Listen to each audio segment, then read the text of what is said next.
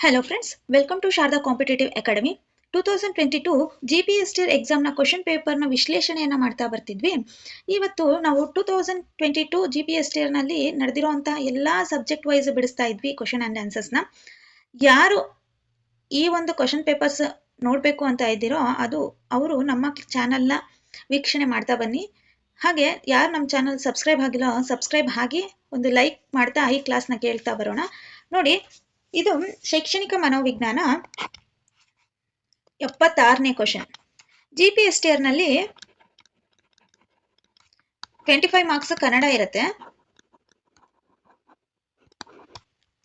25 marks English ಇರುತ್ತೆ, ಇನ್ 25 marks GK ಇರುತ್ತೆ.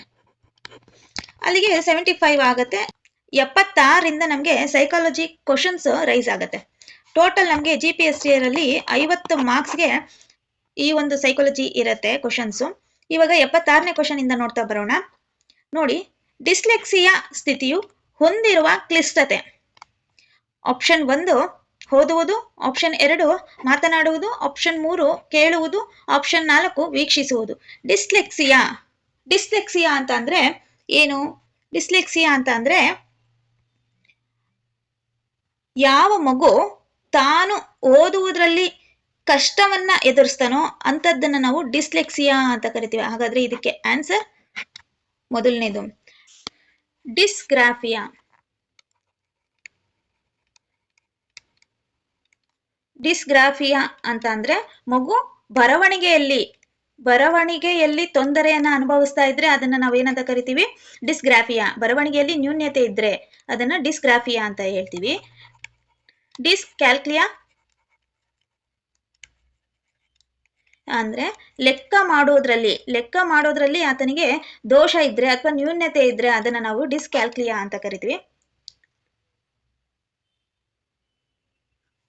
ಹಾಗೆ ಮಗು ಏನಾದ್ರೂ ಪದವನ್ನ ಉಚ್ಚರಿಸುವಾಗ ಆ ಕ್ಷಣದಲ್ಲಿ ಮಗು ಏನಾಗುತ್ತೆ, ಮಗು ಉಚ್ಚಾರಣೆ ಮಾಡುವಂತ ಸಂದರ್ಭದಲ್ಲಿ ಉಚ್ಚಾರಣೆ ಮಾಡ್ಲಿಕ್ಕೆ ಆಗೋದಿಲ್ಲ, ಆ ರೀತಿಯಾದಂತಹ ದೋಷವನ್ನ ಮಗು ಹೊಂದಿದ್ರೆ ಅದನ್ನ ನಾವು ಡಿಸ್ಫೇಸಿಯಾ ಅಂತ ಕರಿತೀವಿ.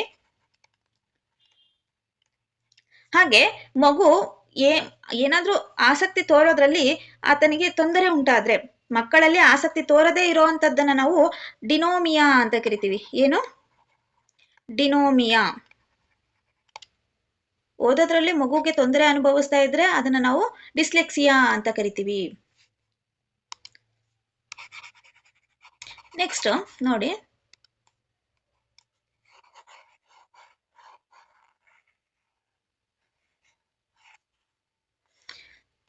Next question 77ನೇದು. ಅಂತರವಲೋಕನ ತಂತ್ರಗಳನ್ನ ಬಳಸಿ ಒಬ್ಬ ವ್ಯಕ್ತಿಯ ವರ್ತನೆಯನ್ನ ಪ್ರಾಯೋಗಿಕವಾಗಿ ಕಾರಣೀಕರಿಸಲು ಸಾಧ್ಯವಿಲ್ಲದ ಒಂದು ಸನ್ನಿವೇಶ. ಅಂದ್ರೆ ಇಲ್ಲಿ ನೋಡಿ, ಅಂತರವಲೋಕನ ಅಂದ್ರೆ ಏನು? ಫಸ್ಟ್ ಈ ವರ್ಡ್ನ ತಿಳ್ಕೋಬೇಕು. ಏನು ಅಂತರವಲೋಕನ ಅಂತ ಅಂದ್ರೆ? ನೋಡಿ, ಅಂತರವಲೋಕನ ಅಂತ ಅಂದ್ರೆ ಇಂಟ್ರಾಸ್ಪೆಕ್ಷನ್ ಅಂತ ಕರಿತೀವಿ.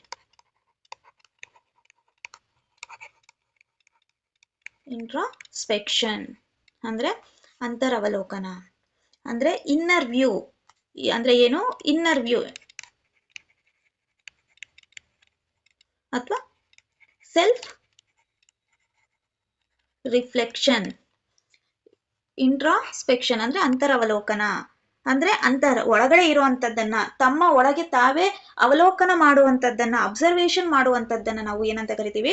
ಅಂತರವಲೋಕನ ಅಂತ ಕರಿತೀವಿ. ಅಂತ ಅಂದ್ರೆ ಇನ್ನರ್, ಅವಲೋಕನ ಅಂದ್ರೆ ಅಬ್ಸರ್ವೇಷನ್.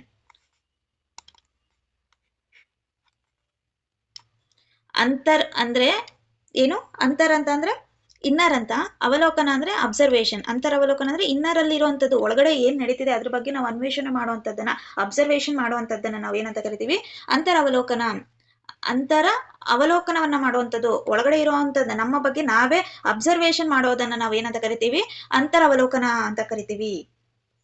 ಇದಕ್ಕೆ ಈ ಒಂದು ತಂತ್ರವನ್ನ ಬಳಸಿ ಒಬ್ಬ ವ್ಯಕ್ತಿಯ ವರ್ತನೆಯನ್ನ ಪ್ರಾಯೋಗಿಕವಾಗಿ ಕಾರಣೀಕರಿಸಲು ಸಾಧ್ಯವಿಲ್ಲದ ಒಂದು ಸನ್ನಿವೇಶ. ಈ ಅಂತರವಲೋಕನದಿಂದ ನಾವು ಯಾವ ಒಂದು ಅಂಶವನ್ನ ತಿಳ್ಕೋಬಹುದು? ಹೇಗೆ ತಿಳ್ಕೋಬಹುದು ಅಂತರವಲೋಕನದ ಬಗ್ಗೆ ಅಂತ ಅಂದ್ರೆ? ನೋಡಿ, ಒಬ್ಬ ವ್ಯಕ್ತಿಯು ಹತಾಶೆಗೊಳಗಾದಾಗ ಅವನ ಅಂತರಾಳವನ್ನ ತಿಳ್ಕೋಬಹುದಾ? ಒಬ್ಬ ವ್ಯಕ್ತಿಯು ಸಂತೋಷವನ್ನ ಅನುಭವಿಸುತ್ತಿರ್ಬೇಕಾದಾಗ ಆತನ ಒಂದು ಅಂತರವಲೋಕನದ ತಂತ್ರಗಳ ಬಗ್ಗೆ ನಾವು ತಿಳ್ಕೋಬಹುದಾ? ಹಾಗೆ ಒಬ್ಬ ವ್ಯಕ್ತಿಯು ಇತರ ಚಟುವಟಿಕೆಗಳಲ್ಲಿ ಭಾಗಿಯಾದಾಗ ತಿಳ್ಕೊಬೋದಾ? ಒಬ್ಬ ವ್ಯಕ್ತಿಯು ಉದ್ದೇಶಪೂರ್ವಕವಾಗಿ ಅಭಿನಯಿಸಿದಾಗ ತಿಳ್ಕೊಬೋದಾ? ಇದಕ್ಕೆ ಆನ್ಸರ್ ಏನಾಗ್ಬೋದು? ಒಬ್ಬ ವ್ಯಕ್ತಿಯ ಒಂದು ಅಂತರವಲೋಕನವನ್ನ ನಾವು ನೋಡ್ಬೇಕಾದಾಗ, ನಾವು ಆತ ಹತಾಶೆಯಲ್ಲಿರ್ಬೇಕಾದಾಗ ಆತನ ಒಂದು ಮಾತುಗಳು ಯಾವ ರೀತಿ ಬರುತ್ತೆ, ಆತನ ನಡವಳಿಕೆ ಹೇಗಿರುತ್ತೆ ಅನ್ನೋದ್ರ ಮೇಲೆ ಆ ವ್ಯಕ್ತಿಯ ಅವಲೋಕನವನ್ನ ನಾವು ನೋಡ್ಬೋದು. ಹಾಗೆ ಆ ವ್ಯಕ್ತಿ ಸಂತೋಷವಾಗಿರ್ಬೇಕಾದಾಗ ಕೂಡ ಆತನ ಒಂದು ಅವಲೋಕನ ಹೇಗಿದೆ ಅನ್ನೋದ್ರ ಬಗ್ಗೆ ನೋಡ್ಬೋದು. ಆತ ಇತರ ಚಟುವಟಿಕೆಗಳಲ್ಲಿ ಭಾಗವಹಿಸಿದಾಗ ಆತನ ಅಂತರವಲೋಕನ ಹೇಗಿದೆ, ಆತನ ಅಂತರವಲೋಕನವನ್ನು ನಾವು ಸ್ಟಡಿ ಮಾಡ್ಬೋದು. ಅಂದ್ರೆ ಆತ ಹೇಗೆ ಕುತ್ಕೊಳ್ತಾನೆ, ಹೇಗೆ ಮಾತಾಡ್ತಾನೆ. ಈಗ ಮಾತಾಡ್ತಾ ಮಾತಾಡ್ತಾ ಒಂದ್ ರೀತಿಯಾಗಿ ಈಗ ಒಂದು 10 ನಿಮಿಷ ಮಾತಾಡ್ತಾನೆ ಒಬ್ಬ ವ್ಯಕ್ತಿ, 10 ನಿಮಿಷ ನಮ್ ಜೊತೆ ಮಾತಾಡ್ತಾನೆ ಅಂತ ಅಂದಾಗ, ಆತ ಕನಿಷ್ಠ ಪಕ್ಷ 5 ನಿಮಿಷ ಆತ ಆತ ಹೇಗ್ ಮಾತಾಡ್ತಾನೆ, ಆತನ ನಡವಳಿಕೆ ಹೇಗೆ, ಆತ ಹೇಗೆ ನಡ್ಕೊಳ್ತಾನೆ ಅನ್ನೋದು ಆಕ್ಟ್ ಮಾಡ್ಬೋದು. 5 ನಿಮಿಷಕ್ಕಿಂತ ಜಾಸ್ತಿ ಆತ ಆಕ್ಟ್ ಮಾಡಕ್ ಆಗಲ್ಲ. ನೋಡಿ, ಈ ಒಂದು 10 ನಿಮಿಷದಲ್ಲಿ ಆ ವ್ಯಕ್ತಿ ಹೇಗ್ ಮಾತಾಡ್ತಾನೆ, ರೆಸ್ಪೆಕ್ಟ್ ಕೊಟ್ಟು ಮಾತಾಡ್ತಾನ, ರೆಸ್ಪೆಕ್ಟ್ ಇಲ್ದೆ ಆತ ಮಾತಾಡ್ತಾನ, ಹೇಗೆ ಒಬ್ಬ ವ್ಯಕ್ತಿ ಇನ್ನೊಬ್ಬ ವ್ಯಕ್ತಿ ಜೊತೆ ಮಾತಾಡಕ್ಕೆ ಸಾಧ್ಯ ಆಗುತ್ತೆ ಅನ್ನೋದ್ರ ಬಗ್ಗೆ ಯೋಚನೆ ಮಾಡೋದ್ರಲ್ಲಿ ನಮ್ಗೆ ಆತ ಯಾವ್ಯಾವ ಚಟುವಟಿಕೆಗಳಲ್ಲಿ ಇರ್ತಾನೆ ಅನ್ನೋದ್ರ ಮೇಲೆ ನಮ್ಗೆ ಹೇಳ್ಬೋದು.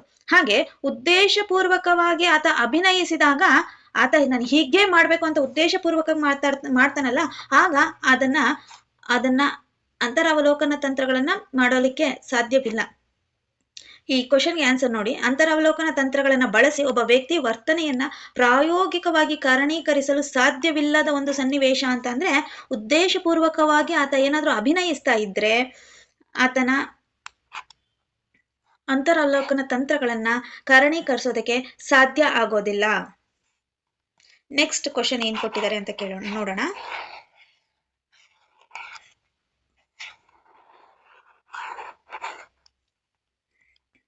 ನೆಕ್ಸ್ಟ್ ಕ್ವಶನ್ ಏನ್ ಕೊಟ್ಟಿದ್ದಾರೆ ನೋಡಿ, 78ನೇ ಕ್ವಶನ್. ತನ್ನ ತಂಡದ ಸದಸ್ಯರೊಬ್ಬರ ಕೆಲಸದ ಪ್ರಮಾಣವನ್ನ ಅವಲೋಕಿಸಲು ಮೇಲ್ವಿಚಾರಕರು ಅಳವಡಿಸುವ ವಿಧಾನ. ಆಪ್ಷನ್ 1 ಅನೌಪಚಾರಿಕ ಅವಲೋಕನ, ಆಪ್ಷನ್ 2 ಪಾಲ್ಗೊಳ್ಳದ ಅವಲೋಕನ, ಆಪ್ಷನ್ 3 ಪಾಲ್ಗೊಳ್ಳುವಿಕೆ ಅವಲೋಕನ, ಆಪ್ಷನ್ 4 ಔಪಚಾರಿಕ ಅವಲೋಕನ. ಅವಲೋಕನ ಅಂದ್ರೆ ಅಬ್ಸರ್ವೇಷನ್, ಅನೌಪಚಾರಿಕ ಅಂತಂದ್ರೆ ಏನು, ಇನ್ಫಾರ್ಮಲ್, ಔಪಚಾರಿಕ ಅಂದ್ರೆ ಫಾರ್ಮಲ್ ಆಗಿ ನಡೆಯುವಂಥದ್ದು. ಇಲ್ಲಿ ನೋಡಿ, ಇಲ್ಲಿ ಕ್ವಶನ್ ಏನು, ತನ್ನ ತಂಡದ ಸದಸ್ಯರೊಬ್ಬರ ಕೆಲಸದ ಪ್ರಮಾಣವನ್ನ ಅವಲೋಕಿಸಲು ಮೇಲ್ವಿಚಾರಕರು ಅಳವಡಿಸುವ ವಿಧಾನ ಯಾವುದು? ಇದಕ್ಕೆ ಸರಿಯಾದ ಉತ್ತರ,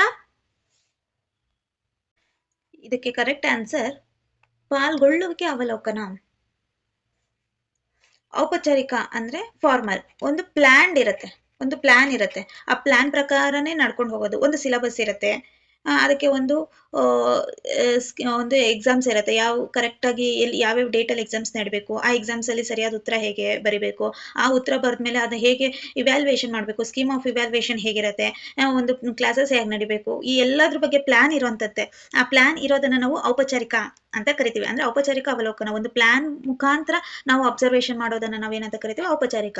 ಏನೇ ಪ್ಲಾನ್ ಇರೋದಿಲ್ಲ, ನಾವು ಮಗು ಹೊರಗಡೆ ಆಟ ಆಡ್ತಿದೆ, ಫೀಲ್ಡ್ ಅಲ್ಲಿ ಆಟ ಆಡ್ತಿದೆ, ಅದನ್ನ ಆ ಮಗು ಏನ್ ಮಾಡ್ತಾನೆ, ಹೇಗೆ ಒಂದು ಪ್ಲಾನ್ ಇರಲ್ಲ, ಸುಮ್ಮನೆ ಅಬ್ಸರ್ವೇಷನ್ ಮಾಡುವಂತದ್ದನ್ನ ನಾವು ಅನೌಪಚಾರಿಕ ಅವಲೋಕನ ಅಂತ ಕರಿತೀವಿ.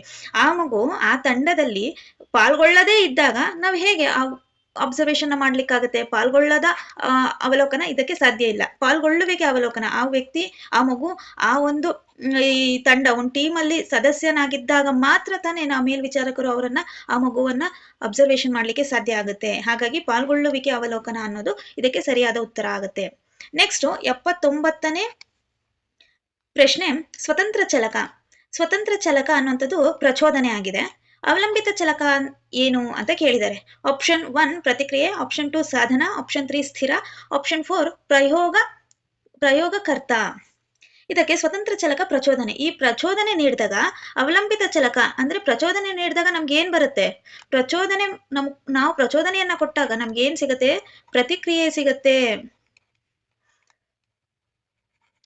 ಆಪ್ಷನ್ 1 ಇದಕ್ಕೆ ಸರಿಯಾದ ಉತ್ತರ. ಪ್ರಚೋದನೆ, ಪ್ರತಿಕ್ರಿಯೆ ಅನ್ನೋಂಥದ್ದು ನಾವು ಥಾರ್ನ್ಡೈಕ್ ಥಿಯರಿಯಲ್ಲಿ ನೋಡಬಹುದು. ಏನು ಥಾರ್ನ್ಡೈಕ್ ಥಿಯರಿ ಏನ್ ಹೇಳುತ್ತೆ? ಥಾರ್ನ್ಡೈಕ್ ಥಿಯರಿಯನ್ನ ನಾವು ಟ್ರಯಲ್ ಅಂಡ್ ಎರರ್ ಲರ್ನಿಂಗ್ ಅಂತ ಕರಿತೀವಿ. ಏನು ನೋಡಿ, ಟ್ರಯಲ್ ಅಂಡ್ ಎರರ್.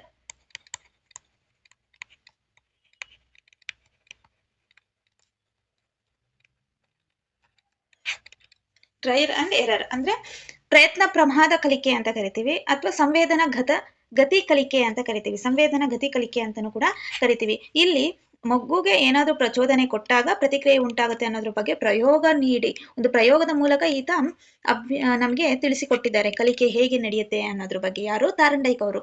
ಈ ಒಂದು ಪ್ರಯತ್ನ ಪ್ರಮಾದ ಅಥವಾ ಟ್ರಯಲ್ ಎರರ್ ಲರ್ನಿಂಗ್ ನ ನಾವು ಸಂಪರ್ಕವಾದ ಪದ್ಧತಿ ಅಂತಾನೂ ಕೂಡ ಕರಿತೀವಿ. ಇವರು ಏನು ಅಂತಂದ್ರೆ, ತಾರಂಡೈಕ್ ಅವರು ಅಮೆರಿಕದವರು. ನಿರ್ದಿಷ್ಟ ಉದ್ದೀಪನ ನಿರ್ದಿಷ್ಟ ಅನುಕ್ರಿಯೆಗಳ ನಡುವೆ ಸಂಪರ್ಕ ಏರ್ಪಡುವ ಪ್ರಕ್ರಿಯೆಯೇ ಕಲಿಕೆ ಅಂತ ಹೇಳ್ತಾರೆ. ಸಮಸ್ಯಾ ಪಟ್ಟಿಗೆ ಅಂತ ಒಂದು ಇರುತ್ತೆ. ಆ ಸಮಸ್ಯಾ ಪಟ್ಟಿಗೆಯಲ್ಲಿ ಒಂದು ಬೆಕ್ಕನ್ನ ಇವರು ಇಡ್ತಾರೆ. ಅಲ್ಲಿ ಪ್ರಾಣಿ ಬೆಕ್ಕನ್ನ ಇಟ್ಟಾಗ ಅಲ್ಲಿ ಏನು ಈ ತರ ಸಮಸ್ಯೆ ಪಟ್ಟಿಗೆಯಲ್ಲಿ ಹಿಂಗಿರುತ್ತೆ. ಇಲ್ಲಿ ಬೆಕ್ಕಿಡ್ತಾರೆ, ಇಲ್ಲಿ ಏನು ಕಂಬಿಗಳು ಟೈಪಲ್ಲಿ ಇರುತ್ತೆ. ಇದನ್ನ ನಾವು ಅಂಗುಲಗಳು ಅಂತ ಕರಿತೀವಿ. 6 ಅಂಗುಲಗಳನ್ನ ತಾರಂಡೈಕ್ ಅವರು ಇಡ್ತಾರೆ. ಈ ರೀತಿ 1 2 3 4 5 6 6 ಅಂಗುಲಗಳಿರುತ್ತೆ ಈ ಬಾಕ್ಸ್ ಅಲ್ಲಿ. ಅದು ಕಾಣಿಸ್ತಾ ಇರುತ್ತೆ ಹೊರಗಡೆ ಬೆಕ್ಕು ಒಳಗಡೆಯಿಂದ ಹೊರಗಡೆ ಬರೋಕ್ಕಾಗಲ್ಲ, ಯಾಕಂದ್ರೆ ಇಲ್ಲಿ 6 ಅಂಗುಲಗಳು ಇಟ್ಟಿರ್ತಾರೆ. ಇಲ್ಲಿ ಒಂದು ಬೌಲಲ್ಲಿ ಒಂದು ಫಿಶ್ ಇಟ್ಟಿರ್ತಾರೆ. ಈ ಫಿಶು ಇಲ್ಲಿ ಒಂದು ಬೌಲಲ್ಲಿ ಫಿಶ್ ಇಟ್ಟಿರುತ್ತೆ. ಈ ಮೀನಿಗೆ ಫಿಶ್ ವಾಸನೆ ಬರ್ತಾ ಇರುತ್ತೆ, ಫಿಶ್ ಕಾಣ್ತಾ ಇರುತ್ತೆ. ಆದ್ರೆ ಈ ಬೌಲಿಂದ ತಗೊಂಡು ತಿನ್ಲಿಕ್ಕೆ ಆಗಲ್ಲ, ಯಾಕಂದ್ರೆ ಇವರು ಒಂದು ಪೆಟ್ಟಿಗೆಯಲ್ಲಿ ಇಟ್ಟಿದ್ದಾರೆ ಯಾವ್ದನ್ನ, ಬೆಕ್ಕನ್ನ. ಹೇಗೆ ಬರ್ಬೇಕು ಹೊರಗಡೆ? ತುಂಬಾ ಪ್ರಯತ್ನ ಪಡುತ್ತೆ, ಬರೋಕೆ ಆಗಲ್ಲ. ಹೇಗೆ ಬರುತ್ತೆ ಅಂತ ಅದು ಪ್ರಯತ್ನ ಮೇಲೆ ಬೆಕ್ಕು ಪ್ರಯತ್ನ ಮಾಡ್ತಾನೇ ಇರುತ್ತೆ. ಆಗ ಬೆಕ್ಕು ಗೊತ್ತಾಗುತ್ತೆ. ಒಂದ್ಸರಿ ಸ್ಟಾರ್ಟ್ ಮಾಡುತ್ತೆ, ಪ್ರಯತ್ನ ಮಾಡುತ್ತೆ, ಗೊತ್ತಾಗಲ್ಲ. 2ನೇ ಸರಿ ಪ್ರಯತ್ನ ಮಾಡುತ್ತೆ, 3ನೇ ಸರಿ ಪ್ರಯತ್ನ ಮಾಡುತ್ತೆ, 4ನೇ ಸರಿ ಪ್ರಯತ್ನ ಮಾಡುತ್ತೆ. ಹೀಗೆ ಟ್ರಯಲ್ ಮಾಡ್ತಾನೇ ಇರುತ್ತೆ. ಆಗ ಬೆಕ್ಕುಗೆ ಅರಿವಾಗುತ್ತೆ, ನಾನು ಈ ಒಂದು 6 ಅಂಗುಲಗಳನ್ನ ದಾಟಿದಾಗ ನನಗೆ ಏನು ಫುಡ್ ಸಿಗತ್ತೆ, ಅಥವಾ ಅಲ್ಲೊಂದು ಅಂಗುಳಿ ಅಂತ ಇಟ್ಟಿರ್ತಾರೆ, ಒಂದು ಬಟನ್ ಇರುತ್ತೆ. ಆ ಬಟನ್ ಒತ್ತಿದಾಗ ಈ ಒಂದು ಕೇಜ್ ಏನಿದೆ ಇದು ಓಪನ್ ಆಗುತ್ತೆ, ಅಥವಾ ಅಲ್ಲೊಂದು ದಾರ ಇರುತ್ತೆ, ಆ ದಾರವನ್ನ ಎಳೆದಾಗ ಓಪನ್ ಆಗುತ್ತೆ ಅನ್ನೋದು ಅದೆಷ್ಟು ಟ್ರಯಲ್ ಮಾಡಿದಾಗ ನಮ್ಗೆ ಗೊತ್ತಾಗುತ್ತೆ. ತುಂಬಾ ಸರಿ ಅದು ಟ್ರಯಲ್ ಮಾಡಿದಾಗ ಆಗ ಬೆಕ್ಕು ಗೊತ್ತಾಗುತ್ತೆ, ನಾನು ಈ ರೀತಿ ಮಾಡೋದ್ರಿಂದ ನನಗೆ ಅದು ಓಪನ್ ಆಗುತ್ತೆ. ಈ ಕೇಜು ಓಪನ್ ಆದ್ಮೇಲೆ ನಾನು ಮತ್ತೆ ಹೋಗಿ ಫುಡ್ ತಿನ್ಬೋದು ಅಂತ.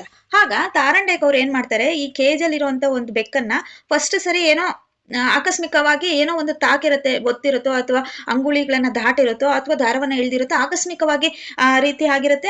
ಆ ಒಂದು ಬೆಕ್ಕು ಹೊರಗಡೆ ಬಂದು ತಿನ್ನತ್ತೆ. ಮತ್ತೆ ತಾರಂಡೈಕ್ ಅವರು ಮತ್ತೆ ಅದು ಪೆಟ್ಟಿಗೆ ಒಳಗೆ ಹಾಕ್ಬಿಟ್ಟು ಮತ್ತೆ ಮುಚ್ಚುತ್ತಾರೆ.